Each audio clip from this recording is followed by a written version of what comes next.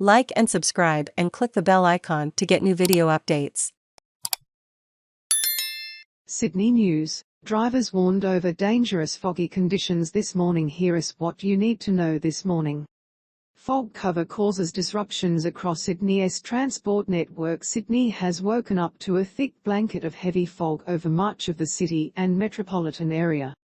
Ferry services west of the Sydney Harbour Bridge, including the F3 Parramatta River, F4 Pyrmont Bay, F8 Cockatoo Island and F10 Blackwattle Bay, are currently not running, due to the fog. However, all ferry services operating east of the Harbour Bridge have resumed.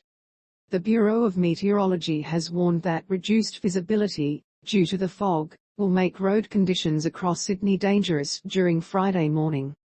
Motorists are being warned to take extreme care on the roads and to expect travel delays or to use alternative transport.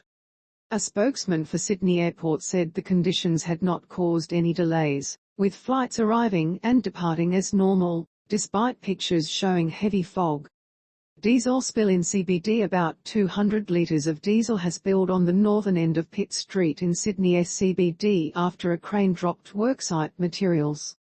Fire and Rescue Superintendent Adam Dewbury said the crane failed, causing debris to drop and rupture a fuel tank on a truck. Firefighters are checking the waterways to determine if any diesel has entered into them and, if it has, working out a strategy to recover and contain that so we don't pollute the harbour, he said. No injuries have been reported and around 50 people have been evacuated from the worksite. Gas and electricity bill support boost for struggling households. With gas prices set to rise in July, the government has boosted support for Sydney residents having trouble paying their energy bills, allowing up to $1,600 a year to be claimed in cash assistance. From Monday, each payment assistance limit will increase from $400 up to $1,600, a move to preempt the electricity and gas bills hike in a few months. It comes after a decision yesterday by the Australian Energy Regulator, which determined NSW energy customers on standing offers will face an increase from July 1. Treasurer and Energy Minister Matt Kean says more than 100,000 households received low-income and gas rebates last year, with various assistance schemes available.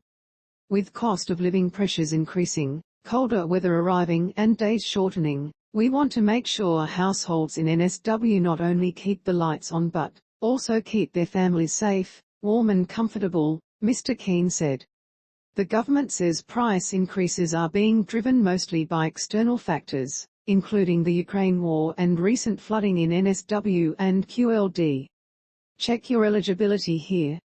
Organised crime raid sees 45 arrests. $4 million of drugs seized. The NSW Police gang crime squads are celebrating a big week of arrests and drug seizures across the regions, warning crime groups they will hold offenders accountable, regardless of their location. This week, 45 people were arrested, 8 guns and 20 kilograms of illegal drugs were seized in a major operation targeting organised crime networks. Operation Hawk's commander, Detective Superintendent Jason Weinstein, said organised crime groups chose to work in regional areas to try to evade police. The tentacles of illicit activity stretch far beyond our cities, Superintendent Weinstein said. New South Wales attracts around 40% of Australia's national organised crime population, many of whom attempt to evade the attention of police by operating outside of the Sydney metropolitan area. The sale of prohibited drugs in NSW is a lucrative market, worth at least $3.7 billion per year at a street level, and a root cause of the violent spate of murders we've recently seen. Earlier this week, 18 members of an alleged crime family, the Deans, were arrested on a range of serious drug supply charges and accused of operating a dealer-dealer drug network across Sydney. Catholic school teachers to strike. About 18,000 teachers and support staff across 540 Catholic diocesan schools will walk off the job today. The Independent Education Union has organised 10 rallies and marches throughout New South Wales and the Australian Capital Territory. Catholic school teachers are calling for pay increases, a cut in teacher paperwork and more staff to be hired. Branch Secretary Mark Northam acknowledged that students would be impacted, but said the profession was facing a crisis.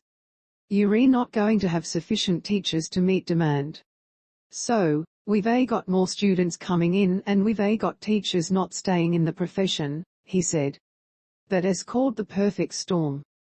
The union says it is the first full-day stoppage for Catholic school teachers since 2004. Call for review into COVID-19 fines. The NSW Law Society wants the state government to review thousands of COVID-19 compliance fines, saying the most vulnerable may have amassed debt.